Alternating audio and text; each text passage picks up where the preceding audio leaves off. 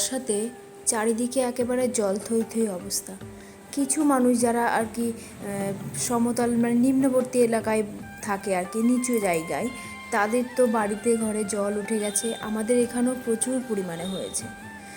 তো তাদের কষ্টের কথা ভাবলেই কেমন যেন কষ্ট হয়। তো নমস্কার বন্ধুরা, কেমন আছেন সবাই? ঘরকন্যা মৃদুলার নতুন আরও একটি ভ্লগে আপনাদের সবাইকে স্বাগত জানাই। যে বলছিলাম যে এক সপ্তাহ বৃষ্টিতে কিছু কিছু মানুষের ভীষণ অসুবিধা হয়ে গেছে। এই আমাদের বাড়ির সাইডে আর কি বিল আছে, বিলটা পুরো জল থই থই অবস্থা, আর একটু হলেই পুরো জলটা উঠে আসবে। এদিকে কিছুটা দূরে আবার গঙ্গা আছে, গঙ্গার জলের অবস্থাও সেই একই রকম। মানে বৃষ্টির জলেতে শুধু কদিনের বৃষ্টিতেই মনে হচ্ছে যে বন্যার আকার ধারণ করছে। আর আমাদের বাড়ি থেকে কিছুটা দূরে একটা পাড়া আর কি, একদম নিচুতে, তা সেই পাড়াটায় তো একদম বাড়ি ঘরে জল উঠে গেছে। মানে পুরো রাস্তাঘাট সব উঁচু হয়ে গেছে। আর ওই পাড়াটা আর কি, কয়েকটা বাড়ি নিয়ে যে পাড়াটা, ওই পাড়াটায় জল উঠে ঘরে জল উঠে গেছে। কিন্তু সেই জলটা যাবার কোনো রাস্তা নেই আর কি। মাঝখানটায় গর্ত, চারিদিকে উঁচু, আর তার মাঝখানে কয়েকটা বাড়ি আছে। এই সমস্যার মধ্যে আমি দেখছিলাম যে কিছু কিছু মানুষ এত অসুবিধায় পড়ে গেছে। তো আমাদের বাড়ির ওই সাইড দিয়েই আর কি এখান থেকে এখানকার পঞ্চায়েত থেকে মনে হয় মোটর সিস্টেম করে যে জলটা ছেঁকে দেওয়ার ব্যবস্থা করা হয়েছে। কিন্তু যতই ছেঁকুক, সেই জলটা গিয়েও কিন্তু মানুষের সমস্যার তো সমাধান হবে না। বন্ধুরা, আপনাদেরকে তো অনেক কথাই বলে ফেললাম। এবার বললাম না, সকালে আজকে তাড়াতাড়ি রেডি হয়ে স্নান করে চলে এসেছি রান্নার কাছে, কারণ আজকে আমার মেয়ের নাচের পরীক্ষা আছে। ওই দেখুন, ওর বাবাও আড়ত থেকে চলে এসেছে। নাচের পরীক্ষা হবে রানাঘাটে, রানাঘাট যেতে হবে 2টো নাগাদ। তার জন্য আমি তাড়াতাড়ি করে কাজকর্ম সেরে নিয়ে রান্নার কাছে চলে এসেছি। কারণ এই কাজকর্ম মানে ভিডিও তুলতে গেলে পরে তো অনেকটা সময় লেগে যায়, তাই আর ওগুলো তোলা হয়নি। তো চলুন দেখি কি কি বাজার নিয়ে চলে এসেছে আজকে। কাল আমাদের বাড়িতে কোনো সবজিই ছিল না, যা ছিল গাছের পেঁপে নিয়ে, আলু নিয়ে, এই মানে যা যা বাড়িতে আর কি ছিল তাই দিয়েই রান্না করেছিলাম। আজকে একেবারে সোনার বাবা সব কিছু গুছিয়ে নিয়ে চলে এসেছে। বাড়িতে যদি আমিষ হয়, মাছ আর একটা তরকারি হলেই হয়ে যায়, কিন্তু যদি নিরামিষ হতে যায় তাহলে প্রত্যেক দিন এক রান্না খেতেও চায় না। কি রান্না করব এটাই খুঁজে যেতে হয়। তাই ভেবেছি আজকে সকালবেলা বাবা দেখলাম শাক নিয়ে এসেছে, সবুজ ওই শাক দেখতে পাচ্ছ, ওই শাক আর অরলের ডাল নিয়ে এসেছে। অরলের ডাল খেতে বাবা খুব ভালোবাসে। মটরের ডাল আর অরলের ডালের মধ্যে কোনো পার্থক্য নেই, তবুও কি মনে করে কি জানি, মটরের ডাল অনেক দিন খেয়েছে, এবার একটু অরলের ডাল খাওয়ার ইচ্ছা। আবার সোনার বাবাও অনেক রকম ডাল নিয়ে এসেছে। মুসুরির ডাল তো বাবা নিরামিষ খায় বলে আমাদের ঠিক মতন খাওয়াই হয় না, কারণ কত রকম ডাল করব। যেদিন বাবার হয়তো অন্য কোথাও নিমন্ত্রণ থাকে, সেদিন আমরা একটু মুসুরির ডাল করে খাই। তাছাড়া ওই মুগের ডাল, মটরের ডাল, অরলের ডাল, কলাইয়ের ডাল এসবই খাওয়া হয়। তা আজকে অরলের ডাল করব। আর এদিকে ব্যাগের মধ্যে দেখি হঠাৎ করে মাংসও নিয়ে চলে এসেছে। আমি কিন্তু বলিনি, কারণ আজকে আমার তাড়াহুড়ো রয়েছে, মাংস রান্না করার সময় নেই। কিন্তু কি করব, নিয়ে চলে এসেছে, রান্না তো করতেই হবে। এই দেখুন, সকালে রান্নাও আমি ঝটপট করে নিয়েছি, রান্না করার ভিডিও করারও টাইম পাইনি। ডাঁটার তরকারি, শাক ভাজা, ডাল।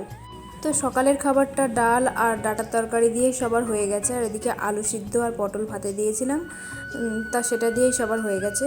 তো ঝটপট আমি আবার মাংসটা রান্না করতে চলে এলাম, কারণ তাড়াহুড়ো না করলে পরে এদিকে মেয়ে রেডি করানো আছে। অবশ্যই রেডি করাবে দিয়া, আমি করাবো না।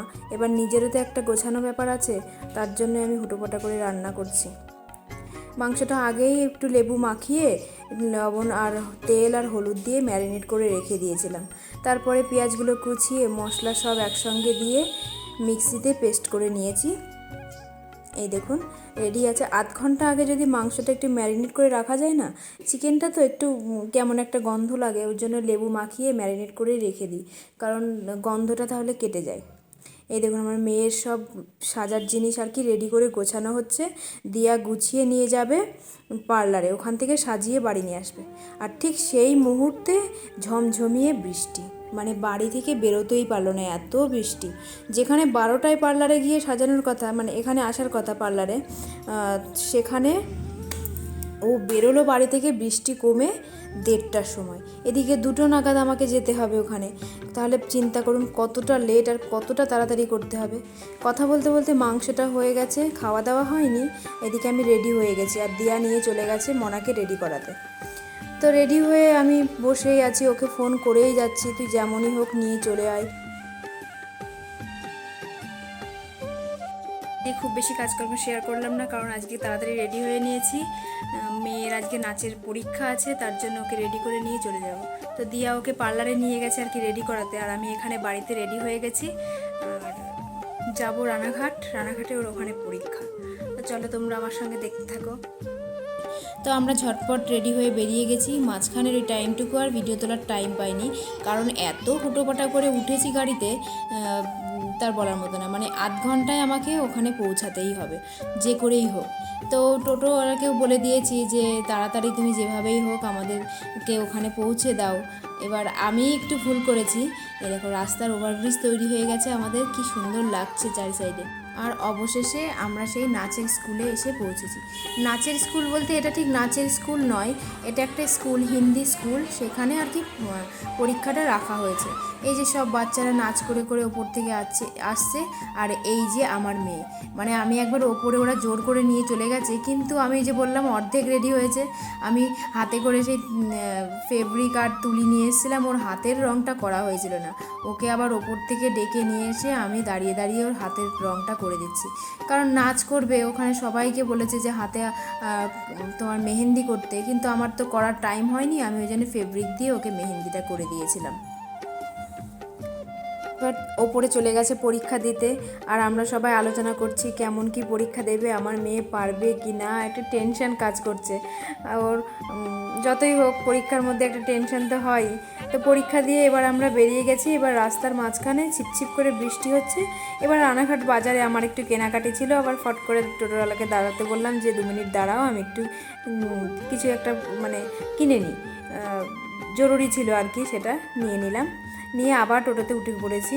উঠে আবার বৃষ্টি শুরু হয়ে গেছে ছিপছিপ, মানে ভাবলাম যে একটু এক জায়গায় যাব, সেটাও যেতে পারলাম না। তাই আমি বললাম ঠিক চলো আমাদেরকে বাড়ি দিয়ে আসো, কারণ এই ওয়েদারে কোথাও যাওয়া যাবে না। বাচ্চারা একটু বায়না করছিল যে একটু পার্কে যাবে, আমি ভেবেছিলাম যদি ওয়েদারটা একটু ভালো হতো তাহলে ওদেরকে পার্কে নিয়ে যেতাম। আমার খুব ইচ্ছা ছিল ওদেরকে একটু পার্ক দেখানোর। আমার ভিডিওটা যদি ভালো লেগে থাকে তাহলে একটু লাইক করে একটু আমার পাশে থাকবেন, আর আমি অবশ্যই সবার পাশে আছি আর থাকবো। শোনা দেখা, বাড়ি চলে এলাম আমরা, বলো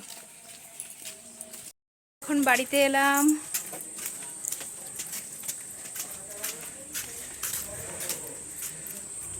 আজকের ব্লগটা আমি এখানেই শেষ করছি, আবার পরে দেখা হবে।